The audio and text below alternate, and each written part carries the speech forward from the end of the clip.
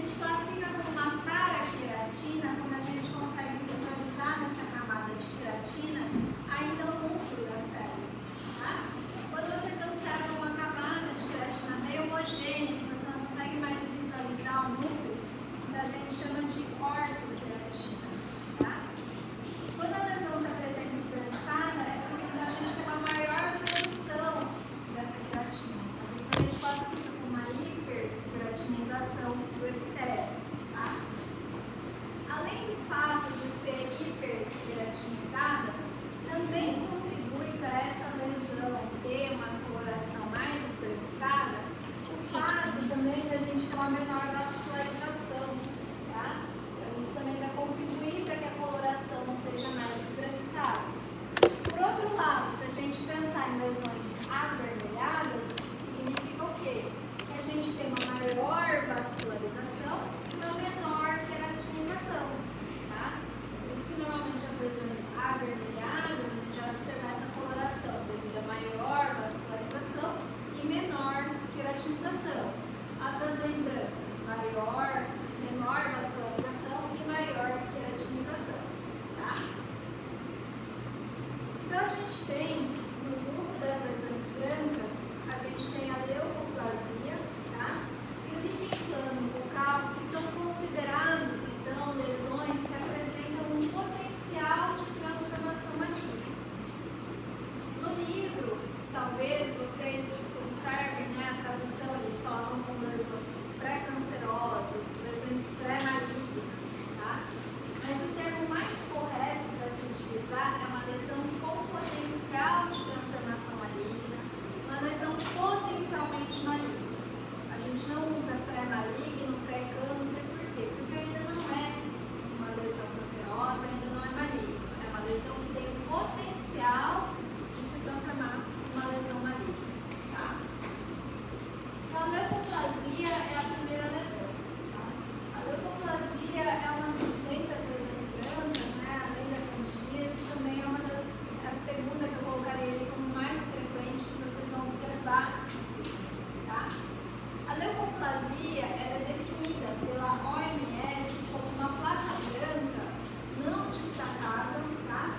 E que não pode ser caracterizada tanto clínica quanto histologicamente como qualquer outra doença. Isso significa o quê? Que a gente vai dar o diagnóstico de leucoplasia baseado na exclusão de outras hipóteses diagnósticas. Tá? O diagnóstico da leucoplasia, observem bem, é um termo estritamente clínico, é um diagnóstico clínico. Tá? Mas se vocês façam a biópsia, o patologista só vai dar o diagnóstico no laudo de uma leucoplasia se durante a sua descrição você colocou como uma hipótese uma leucoplasia, você colocou lá na sua descrição que tem uma característica esbranquiçada, possivelmente uma leucoplasia. Tá? Então, é um diagnóstico clínico e o patologista ele não vai te dar o laudo leucoplasia se você não mencionou na sua descrição, se você não colocou nas suas hipóteses diagnósticas leucoplasia. Tá? Ele vai te dar uma descrição ali da lâmina microscópica, vai te falar que tem uma área de hiperkeratose, tem um epitélio, tecido conjuntivo pouco vascularizado, mas ele vai te dar um laudo descritivo. Tá? Justamente por quê? Porque a leucoplasia, então, é um diagnóstico clínico. Tá? Então, muitas vezes a gente vai observar no nosso paciente uma lesão com essas características. Né? Então, vocês observam aqui a gente tem uma placa esbranquiçada, localizada em região de ventre lingual, se estendendo para a região de soalho de boca. Tá? Então, uma leucoplasia, ela se apresenta com essas características, como uma placa esbranquiçada. E aqui a gente observa, então, né, que essa placa, ela tem uma coloração homogênea, né? Então, é um branco bem homogêneo. A gente nota, né, que tem áreas que estão um branco um pouquinho mais tênue, um pouquinho mais leve, mas a gente vê uma placa bem extensa, né? Então, região aqui de ventre lingual, se estendendo até a região aqui do soalho de boca. Tá?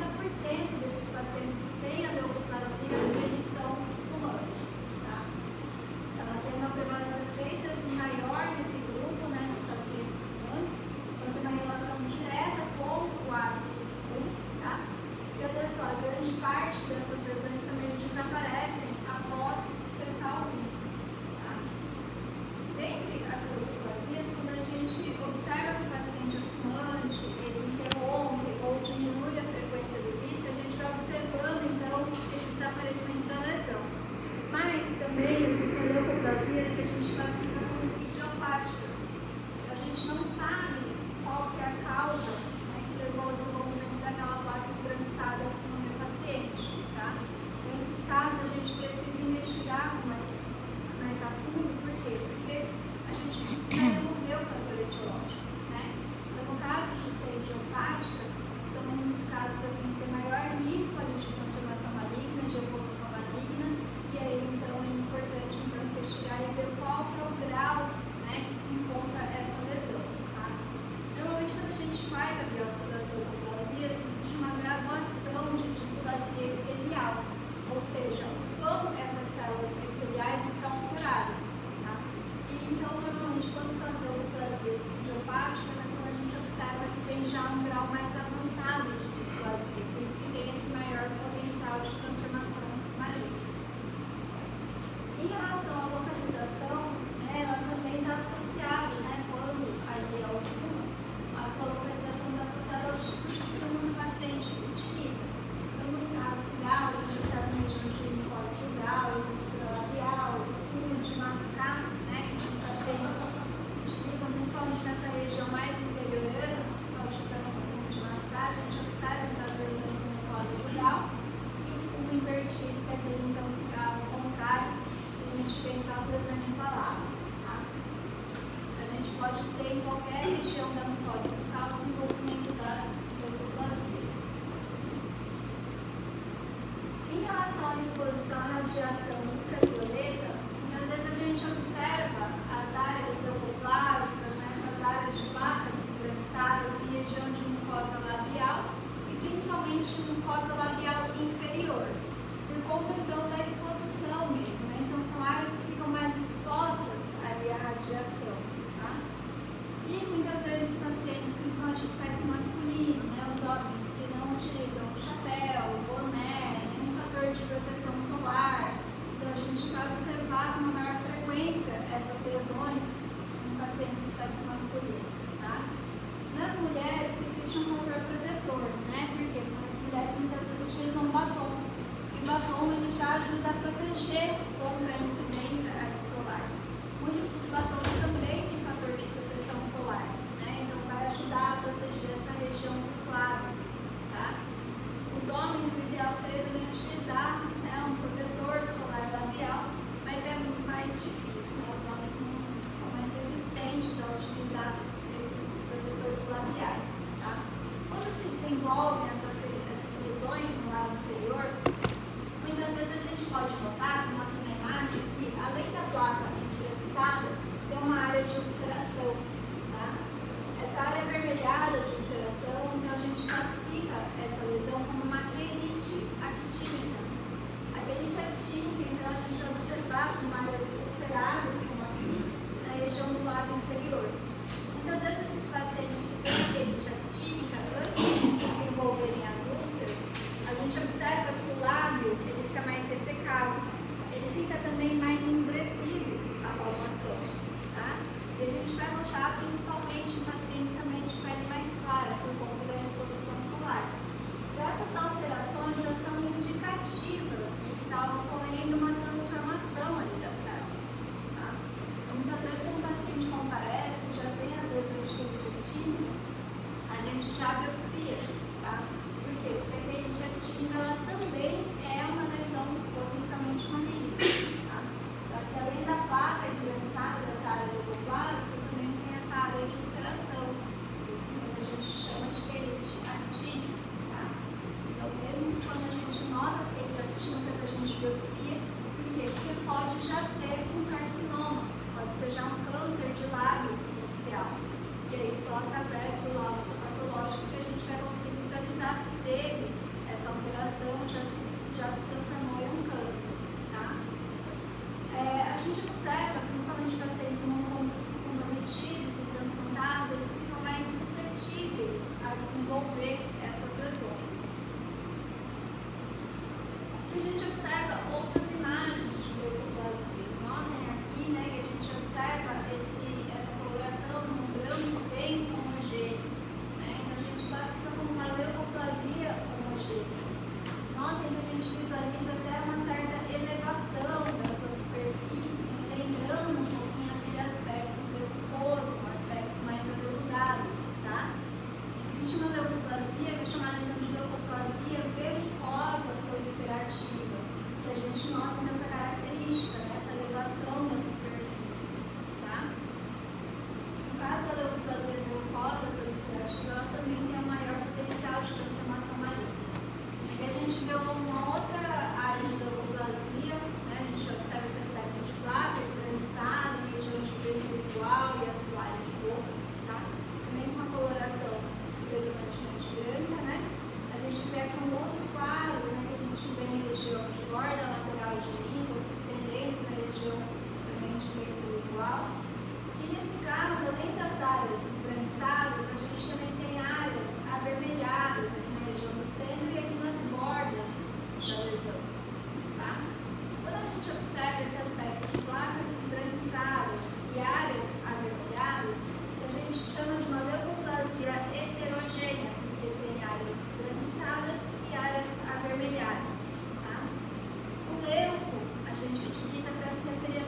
brancas. Éritro a gente utiliza para se referir às lesões avermelhadas, tá? Então eu também posso utilizar o nome de eritroleucoplasia quando eu visualizar lesões com essas características de áreas esbranquiçadas e áreas avermelhadas. E as eritroleucoplasias também, elas também vão ter maior potencial de malignização. Então, se eu tenho uma placa que é predominante branca, né, que é uma área de uma leucoplasia homogênea, e eu tenho uma área de eritroleucoplasia, a área de eritroleucoplasia ela tem maior potencial de transformação maligna, tá? Ela é pior do que eu ter uma área predominantemente branca, tá? Aqui a gente vê outras eritroleucoplasias, a gente vê que as áreas avermelhadas, né, e as áreas de placas esbranquiçadas. Um outro caso de leucoplasia verrucosa proliferativa, que não dá para ver muito bem pela imagem, mas ela também tinha áreas de projeções da sua superfície. Tá?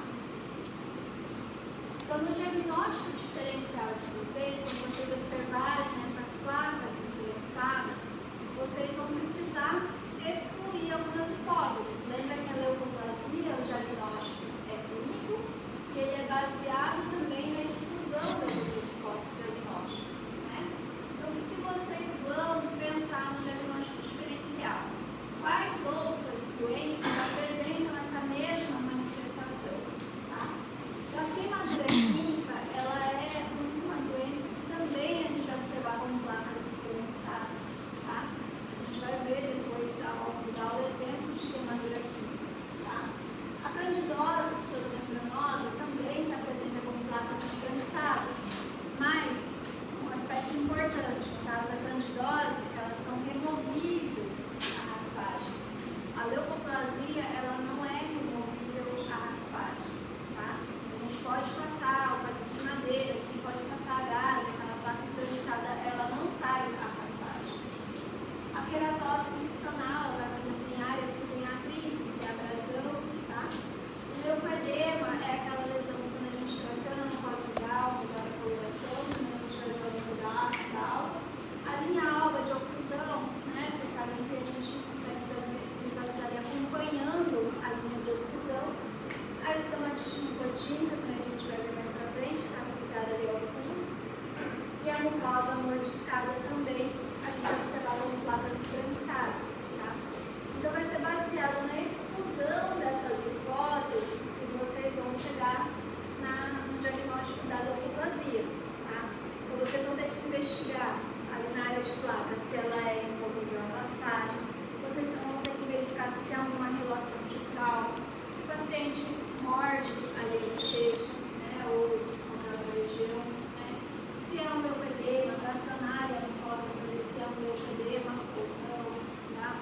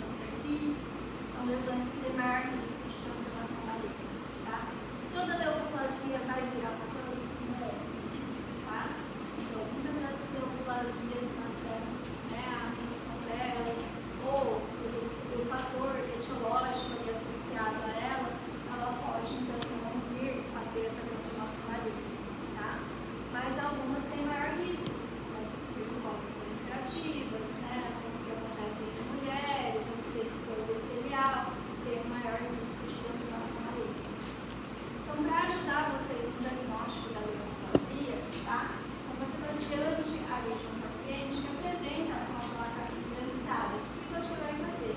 Tá? Já. A primeira coisa é buscar o fator etiológico associado a essa lesão. Tá? Então vocês vão verificar se esse paciente é fumante ou não, se ele teve exposição ao sol ou não, se essa lesão está associada à exposição solar ou ao frio. Tá? A gente vai eliminar esse fator etiológico e muitas vezes vai ter uma resposta satisfatória. Você sabe que ele teve essa leucoplasia associada ali ao fumo ou à exposição solar. Né? O paciente interrompeu o hábito e melhorou a lesão.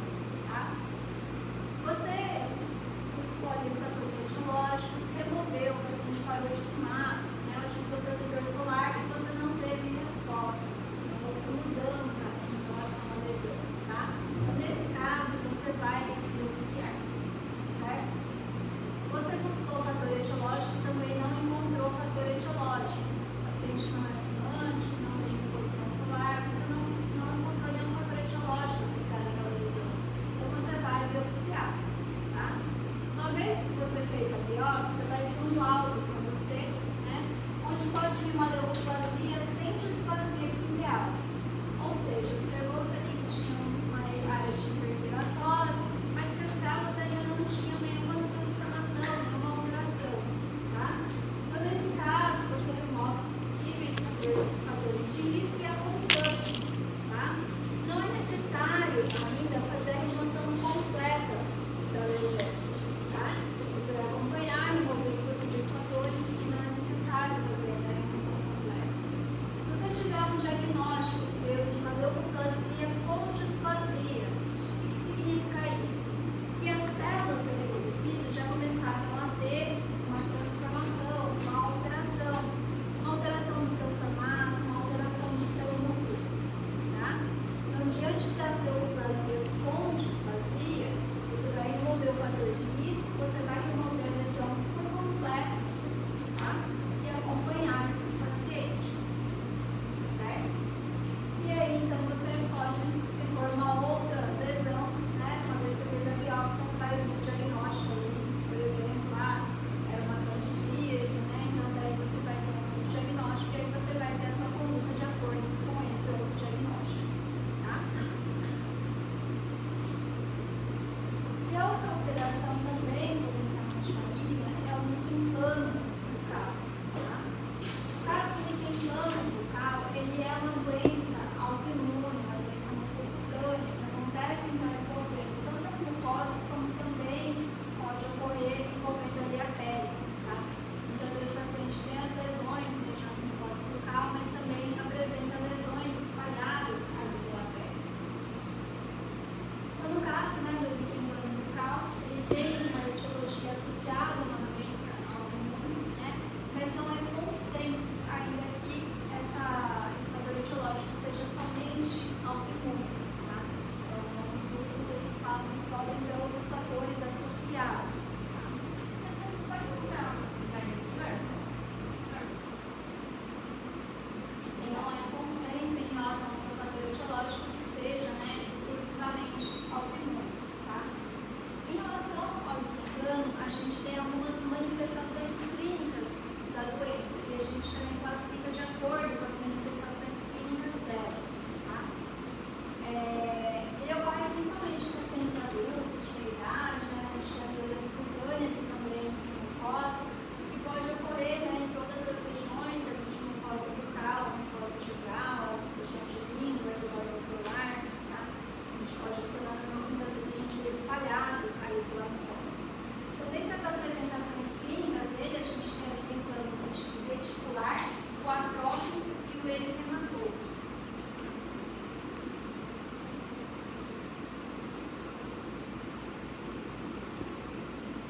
Então, no líquen plano reticular, a gente vai observar uma área de placas esbranquiçadas espalhadas pela mucosa. Por ser, né, considerado como uma doença autoimune, então a gente muitas vezes observa em várias regiões da mucosa. Tá? Essa é a característica do líquen plano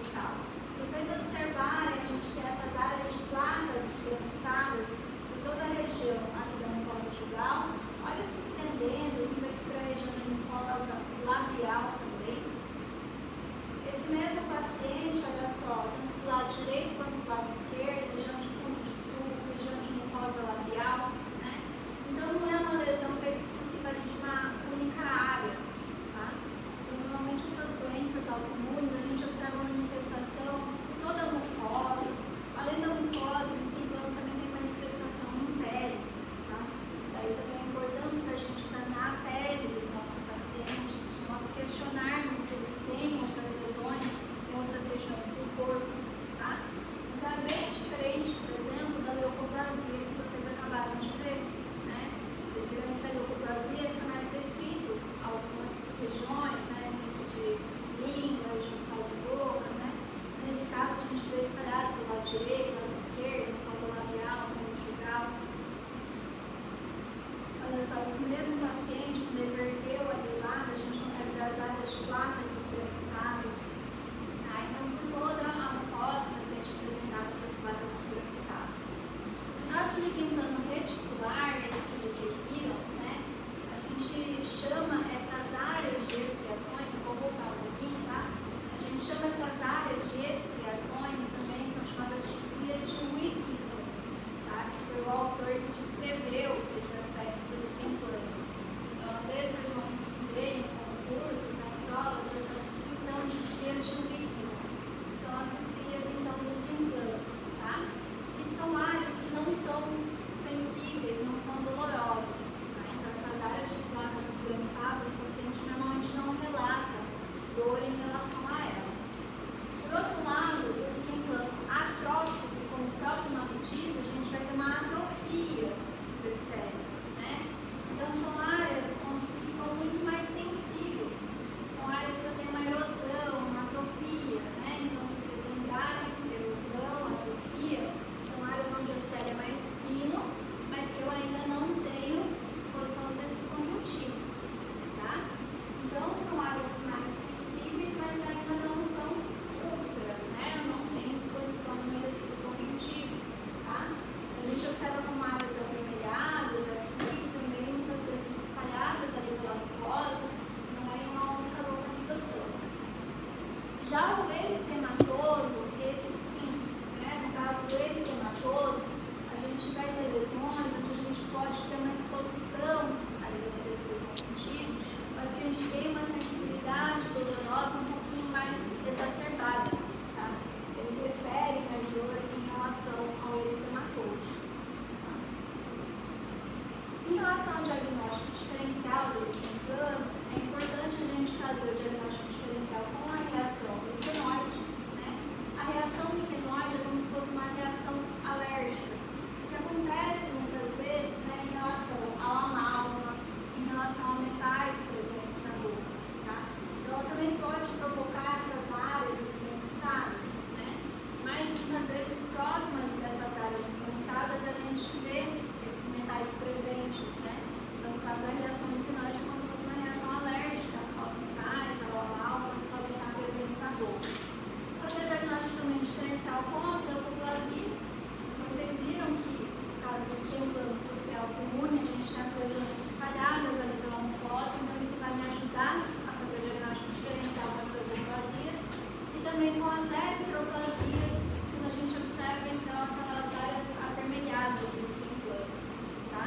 Então, uma característica principal para vocês fazerem esse diagnóstico diferencial é ver se a lesão é localizada ou se ela está espalhada ali pela mucosa, tá?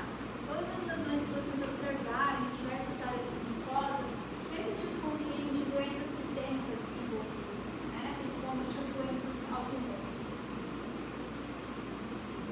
Em relação à transformação maligna, né, o líquido plano ainda é considerado como uma doença potencialmente maligna. Mas, graças a Deus, a taxa de transformação maligna dessa lesão é baixa, né? Então, em torno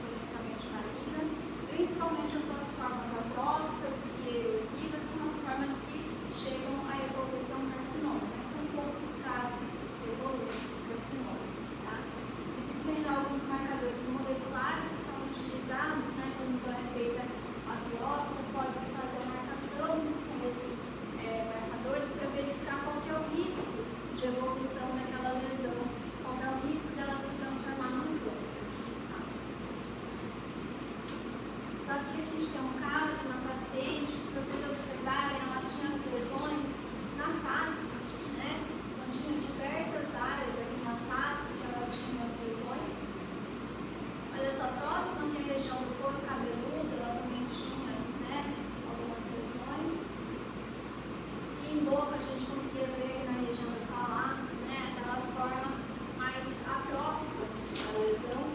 Os lábios dela também tinham algumas áreas, né, que eram um pouquinho mais, formavam-se essas áreas mais eritroplásicas. Era uma paciente então, que tinha periquimplema. Em relação ao seu tratamento, então, para a forma reticular, como normalmente ela é assintomática, né, quando não requer tratamento, a gente faz o acompanhamento e a biópsia, né, se for necessário, para ajudar ali a fechar o diagnóstico. A forma eritematosa ou atrófica, né, como são áreas que são um pouquinho mais sensíveis, então a gente pode prescrever um corticoide tópico, né, normalmente a gente prescreve uma pomada à base de clorinato de clobetazol e esse paciente vai utilizando essa pomada, né, não tem como é uma doença autoimune, vai ter que usar periodicamente para ajudar na melhora dos sintomas, tá? É feita a biópsia para confirmar a doença e o controle desse paciente. O leucopedema, só para a gente relembrar um pouquinho, né, a gente viu na aula de lesões fundamentais, mas ele entra no diagnóstico diferencial das lesões leucoplácicas, né? Então, no caso do leucopedema, o que vocês vão fazer? Vocês vão fazer aquela manobra de esticar a mucosa, para acionar a mucosa, e essa área de névoa que a gente vê, né, ela tem uma tendência a diminuir a sua coloração quando a gente faz o fracionamento, tá?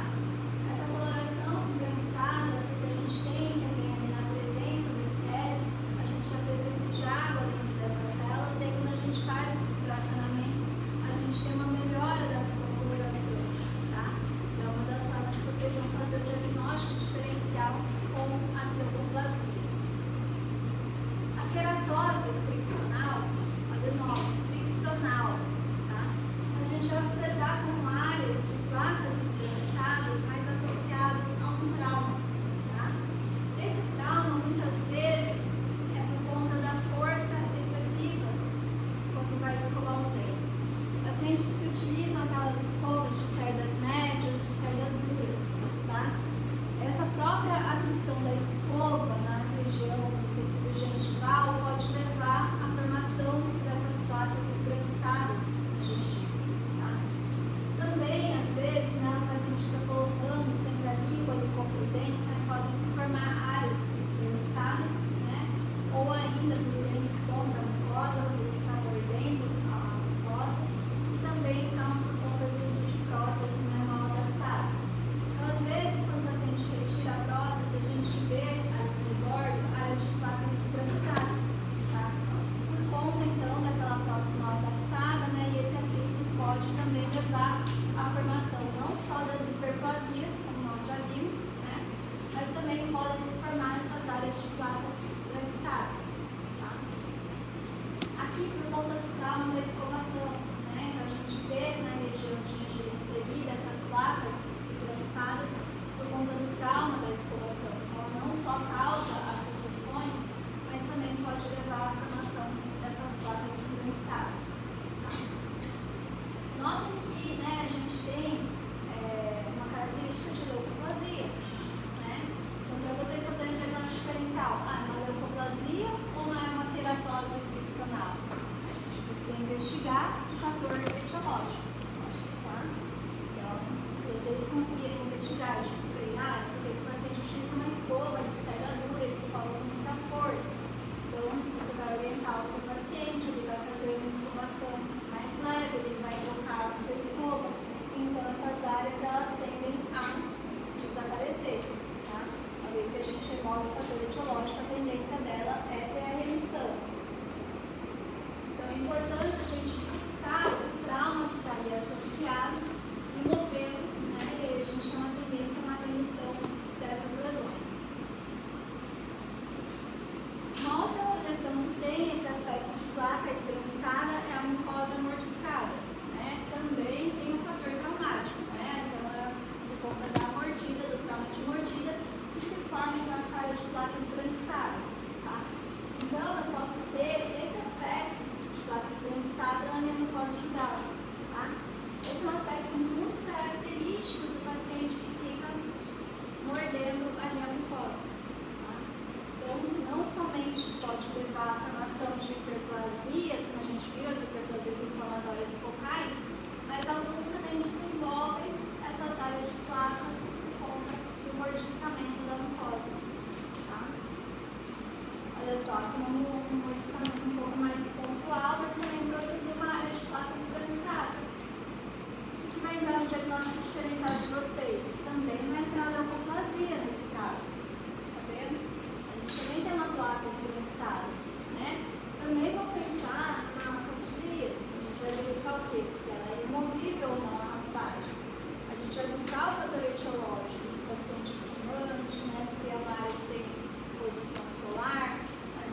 ficasse numa área que tem trauma, tá? Vamos primeiro remover o trauma. Remover o trauma não melhorou o aspecto da lesão em si, né? Porque daí pode ser sim uma leucoplasia, você remover o fator etiológico que não teve remissão. Pode ser uma leucoplasia idiopática, tá? Olha só, outro caso de mucosa modificada, o paciente precisando dar uma plaquinha aqui meio relaxante, né, para evitar o trauma, mas notem como a mucosa fica bem esganiçada, tá? Então, é o caso de mucosa modificada. A queimadura, a gente também pode observar esse aspecto de placa, né? A queimadura pode ser uma queimadura térmica ou uma queimadura química. Pode ser porque você comeu aquele lanche, né, estava muito quente e acabou se queimando, ou ainda algumas substâncias químicas que também levam à queimadura das mucosas, né? Então, às vezes, aqueles alimentos, bebidas quentes, alimentos que são esquentados ali no micro-ondas, aquele salgado, né, que esquenta no micro-ondas, e aí na hora que você vai morder, o meio está muito quente e aí acaba então se queimando.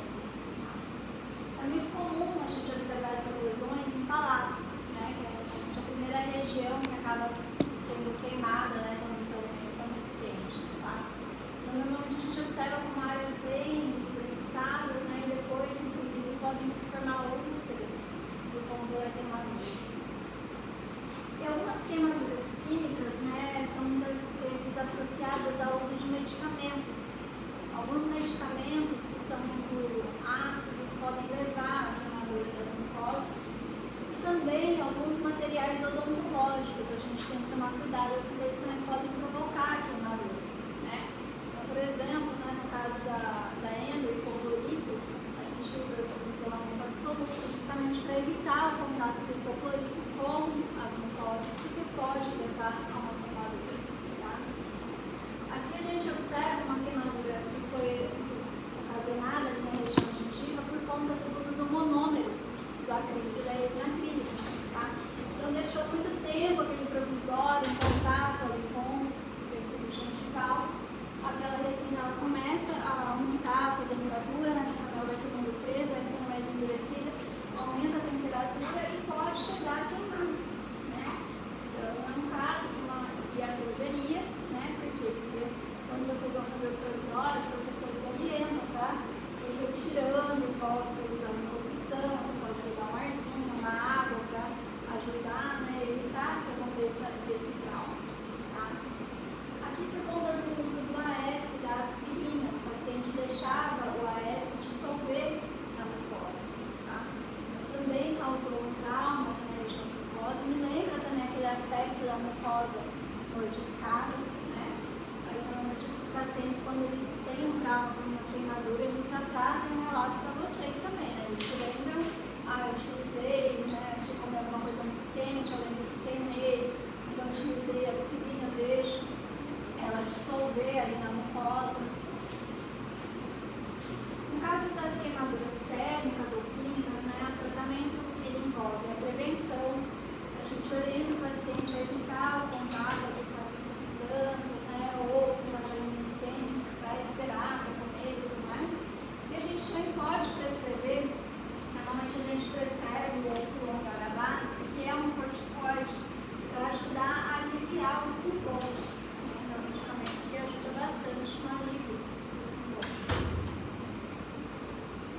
Já a estomatite nicotínica, né, a gente vai observar a estomatite nicotínica em pacientes também que são fumantes, mas também a gente nota em alguns pacientes que têm o hábito de ingerir bebidas quentes. Então, principalmente lá no Rio Grande do Sul, o pessoal toma muito chimarrão, a gente pode observar o desenvolvimento da estomatite nicotínica. Também quem utiliza charuto, né, cachimbo, também desenvolve a estomatite nicotínica, tá? E esse é um aspecto da estomatite nicotínica. Então, muitas vezes a gente observa no palato, principalmente no paciente, essas áreas de pápulas e com um ponto avermelhado central. O que vocês acham que pode ser essas pápulas? Por causa da prótese. É por conta da temperatura, por conta dessas substâncias, né, do tabaco, mas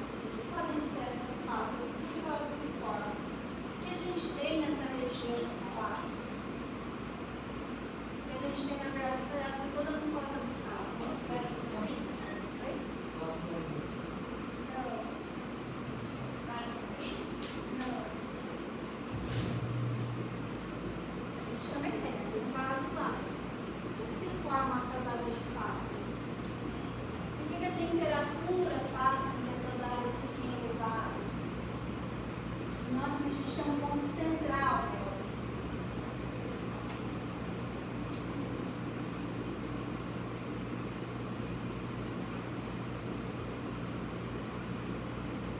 Vocês acham que pode ser? Notem, são glândulas salivares menores, tá? Então, frente à temperatura, frente ao contato com essas substâncias derivadas ali do tabaco, a gente pode ter uma inflamação das nossas glândulas salivares menores, tá? E esse ponto central que vocês estão observando são os núcleos dessas glândulas. Os pacientes, eles vêm com esse quadro clínico, né, e a gente pensa logo, né, em uma lesão por conta de candidíase, né, por conta do uso da prótese, uma lesão fúngica, tá? Mas no caso ela está associada ao uso do fungo por conta dessa alta temperatura, tá? A gente vê outras lesões, olha só, um pouco maiores, né? A gente vê sempre esse ponto central mais avermelhado. E a estomatite nicotínica, ela não é cancerizada, tá? Então, uma vez que a gente também controla, o paciente reduz o hábito, tem uma tendência a diminuírem as lesões, tá? Então, ou cessar o fumo, ou diminuir, né, ou usar uma substância mais quente, o chimarrão, a gente tem uma regressão normalmente da lesão. E aí a gente vai entrar agora nas lesões associadas, sim, né, ao fungo da Candida albicans, que é a candidose pseudomembranosa. A candidose pseudomembranosa, as candidoses nas suas diversas formas, vocês têm a obrigação de saber tratar e de saber diagnosticar, né? É uma lesão muito comum na realidade bucal dos nossos pacientes.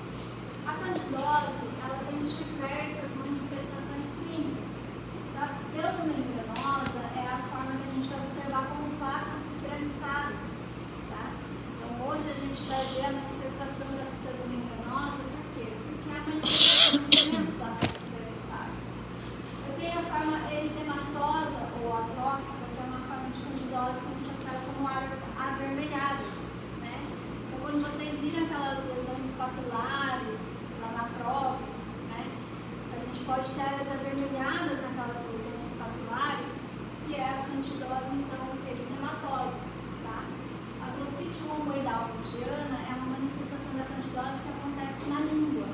Então, o contato da língua com o palato pode levar à proliferação dos fungos e uma manifestação da candidose.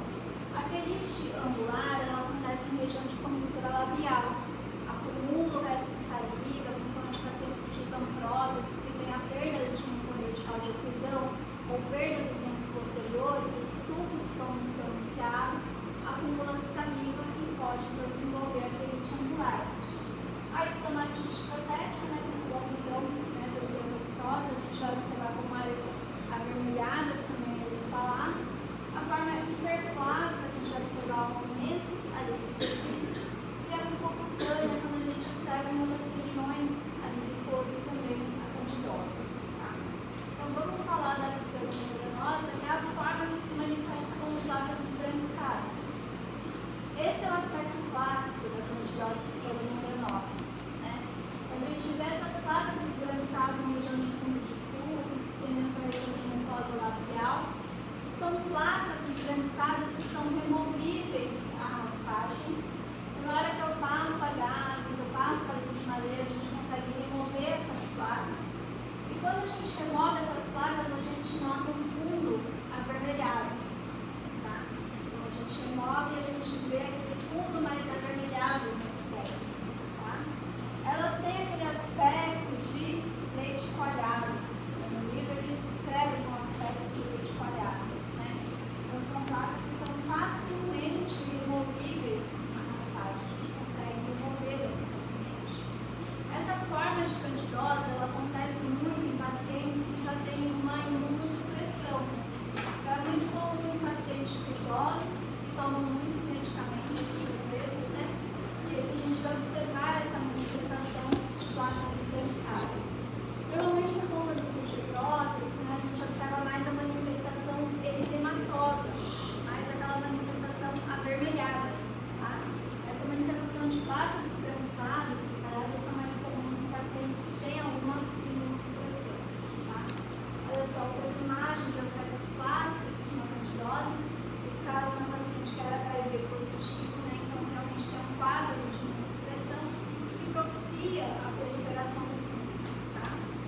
lembrando vocês que muitos de nós temos o fungo presente na nossa cavidade bucal.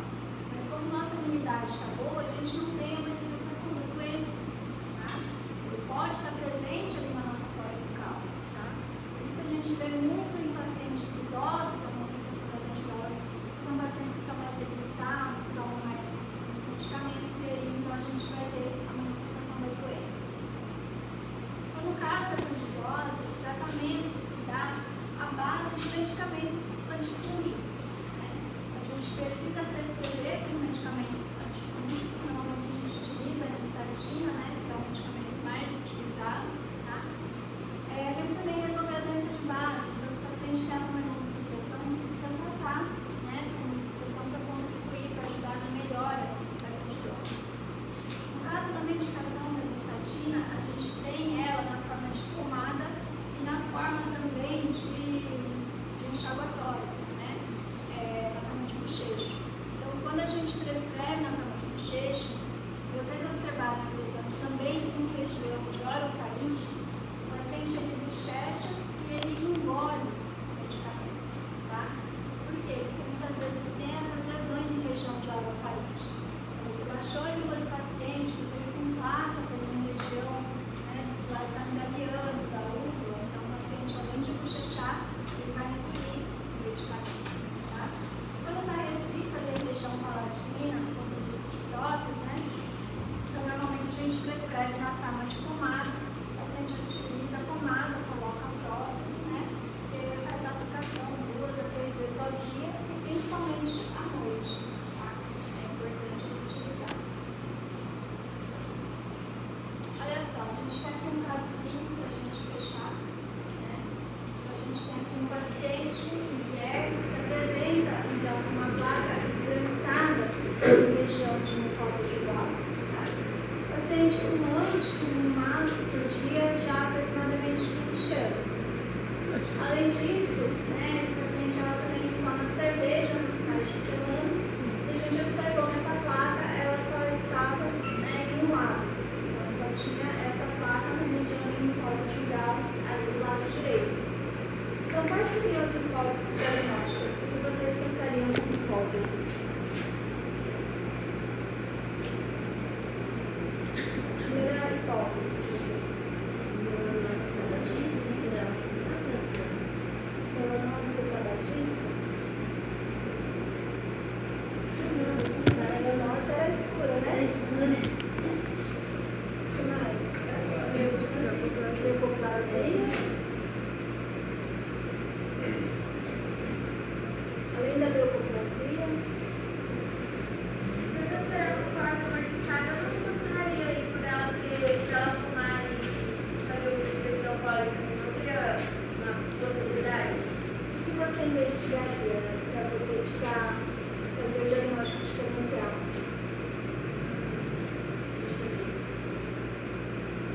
Se a gente pensou numa mucosa amortiscada, numa queratose friccional, como que a gente faria diagnóstico diferencial? A endoscopia da lanterna, quando você fricciona. Oi? Qual que era de tracionar? Vocês estão confundindo pigmentadas com brancas.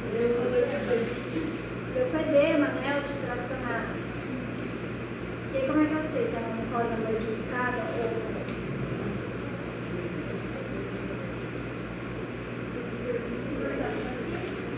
Pergunta para ele. Mas será que o paciente vai saber? Ou pergunta se ele pode analisar também os dentes, né? Ver se tem uma relação de trauma, se esse dente quer que é um pouco mais pontual. Né? Uma queimadura clínica também pode ser, né? Ou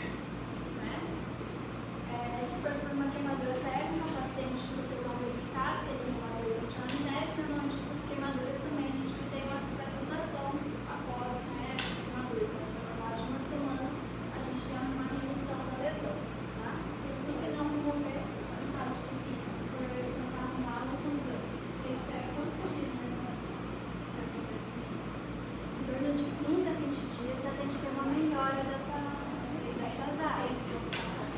Isso, você vai, tipo, o paciente voltar, você vai acompanhando. Tá? Caso também não entrar por conta da escovação, durante uns 20 dias já é para ter uma remissão, uma diminuição da intensidade da coloração. Tá? Então, vocês se envolveram no radiológico, não teve melhora, o que vocês vão fazer? Biópsia. Tá? No caso da levoplasia, nessa região, vocês vão ver qual tipo de biópsia? Incisional. Né? E o tamanho da lesão, a gente vai fazer uma biópsia incisional, vamos remover uma parte dela. Tá? Esse diagnóstico pode vir para vocês como uma leucoplasia com displasia epitelial.